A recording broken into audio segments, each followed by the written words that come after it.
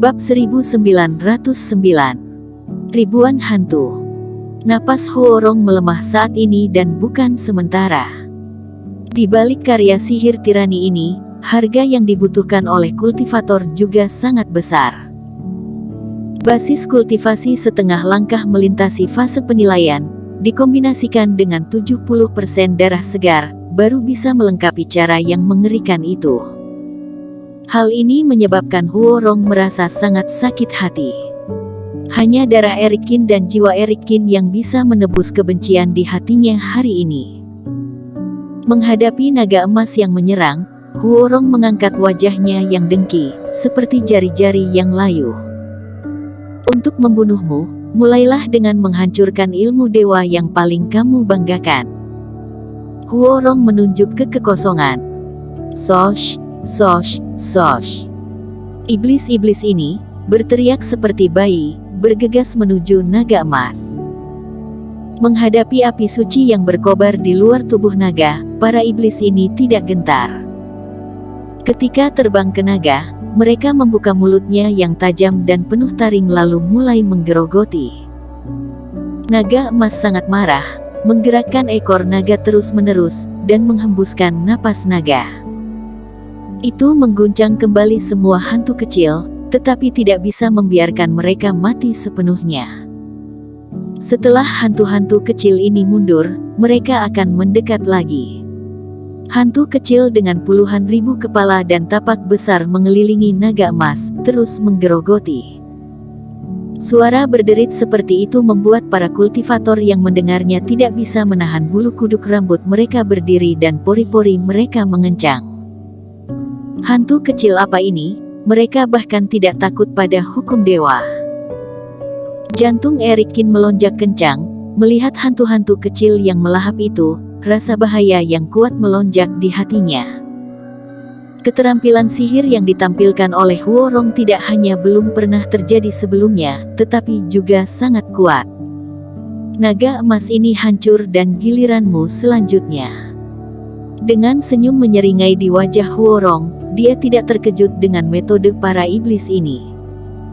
Bagaimanapun, itulah teknik rahasia yang dia dapatkan dengan menukar penghinaan dan harga dirinya. Lebih dari 100 tahun yang lalu, sebagai seorang jenius di kedalaman wilayah utara, dia memulai perjalanan misterius itu dengan bangga. Sebelumnya, Huorong selalu tak terkalahkan di wilayah utara ini, baik itu Hendisi dan lainnya di partai Jihuo, atau keluarga klan lainnya. Huorong selalu merasa bahwa dia adalah salah satu jenius terkuat di benua itu. Namun sesampainya di sana, di sepanjang jalan, dia melihat tak terhitung banyaknya jenius yang tak kalah darinya, bahkan melebihi dirinya. Harga diri dan martabatnya, sedikit demi sedikit, terhapus dan musnah. Dalam 100 tahun, banyak jenius yang mati dan beberapa jenius yang tidak tahan kemudian pergi. Di antara mereka, ada banyak pria yang melampaui dirinya, tetapi Huorong dapat bertahan, membiarkan dirinya dipukul dan dipermalukan, lebih baik hidup seperti anjing.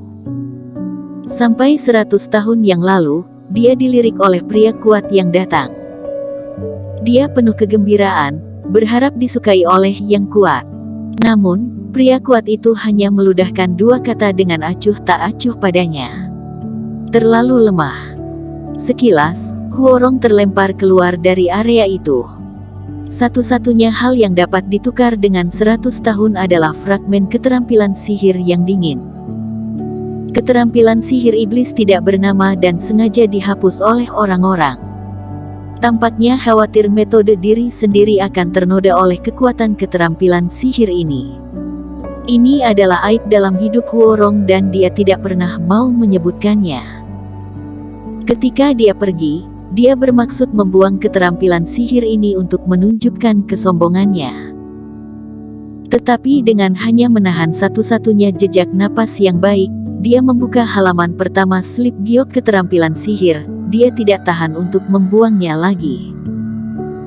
Karena keterampilan sihir ini terlalu kuat, bahkan jika lawan menganggapnya sebagai sampah, sebagai hadiah untuk mengirim dirinya sendiri hidup seperti anjing selama 100 tahun, itu tetap lebih kuat daripada cara kultivasi apapun selama ini.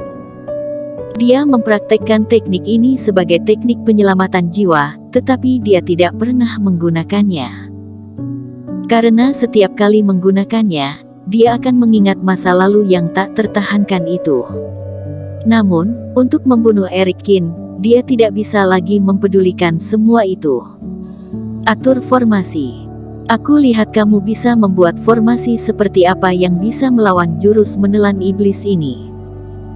Huorong melihat ke bawah dengan dingin, dengan ekspresi serius Eric Kin, mengulurkan tangan dan menunjuk lurus ke bawah.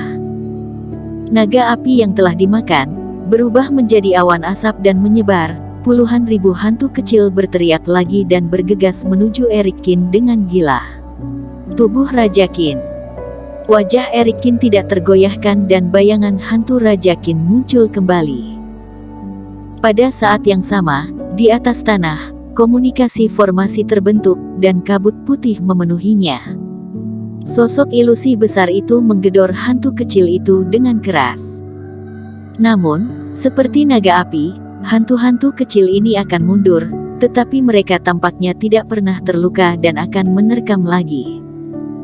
Mereka jatuh pada bayangan hantu leluhur, membuka mulut mereka dan menggigit seperti naga api tadi. Aneh, hantu-hantu kecil ini terlalu aneh.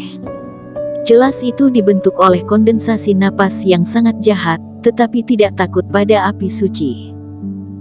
Jelas ada entitas, tetapi mereka tidak takut dihancurkan dengan paksa, juga tidak akan terluka. Tubuh Eric Kin sakit, alisnya terangkat dan dia tiba-tiba terbang. Hantu leluhur tidak seperti naga api yang merupakan metode dewa yang memadatkan diri, tetapi bagian dari teknik pemurnian tubuh. Jika hantu leluhur rusak, tubuhnya juga akan terluka parah. Seperti terakhir kali kepala keluarga Si menyerang, ketika Pantom hancur, dia awalnya menyerang balik, tetapi karena Pantom berubah pada waktu itu berubah menjadi fragmen yang tak terhitung jumlahnya dan bergabung ke dalam tubuhnya, baru membuat dirinya tidak terluka parah. Tetapi hantu-hantu kecil ini menggerogoti makanan dan dia tidak berani bertaruh bahwa hantu leluhur akan berubah. Dengan kabut putih tebal di tanah, Eric Kin terbang tiba-tiba, sangat cepat.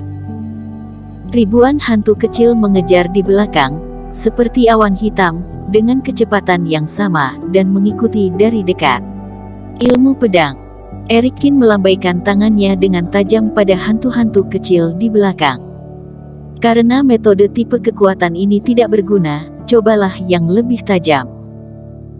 3.000 pedang abadi terbang keluar dari kehampaan tiba-tiba dan berubah menjadi 3.000 cahaya, seperti hujan yang turun, menembak ke arah hantu kecil itu. Shoot, shoot, shoot. Pupil mata Eric Kin sedikit mengecil, dia bisa dengan jelas melihat bahwa pedang tajam pedang abadi ini telah menembus tubuh iblis kecil itu dalam sekejap. Namun, pedang abadi tidak meninggalkan bekas apapun setelah mengenai mereka. Bekas pedang itu menghilang dengan cepat, seolah-olah tidak ada. Hantu-hantu kecil yang aneh ini seperti cairan. Pedang itu bisa memotong sungai, tetapi ketika energi pedang itu hilang, sungai-sungai itu akan menyatu kembali. Eric Kin mengerutkan kening. Kalau begitu coba lagi dengan serangan jiwa dewa. Memutar telapak tangannya, cambuk iblis muncul di tangannya dan menyapu punggung mereka dengan tajam. Cambuk iblis yang ramping panjang menyapu langit dan puluhan hantu kecil langsung dibuat terbang. Namun, meskipun banyak hantu kecil menjerit dan terbang kali ini, cambuk itu tidak menembus tubuh mereka. Dan setelah hantu-hantu kecil ini terbang keluar, menggelengkan kepala, mereka terbang lagi dan bersatu kembali dengan kelompok besar. Tampaknya bahkan jika diserang oleh kerohanian, mereka masih aman dan sehat. Perlu diketahui, sebelumnya Huo Yue dicambuk oleh Eric Kin belasan kali, sebelumnya, tetap tidak bisa terbang karena kesakitan, tetapi hantu-hantu kecil ini tidak terluka. Setelah itu, Erikin menggunakan jurus telapak kaisar dan teknik jari Raja Api, bahkan ilmu racun, tapi semuanya sia-sia. Huorong, dari mana kamu mempelajari teknik aneh ini? Tidak bisa dipatahkan, ditusuk, atau dibubarkan. Sebagai makhluk yang sangat jahat, tidak takut api suci, tidak takut bombardir, tidak peduli ditusuk, bahkan serangan jiwa dewa juga tidak mempengaruhi mereka. Bersambung.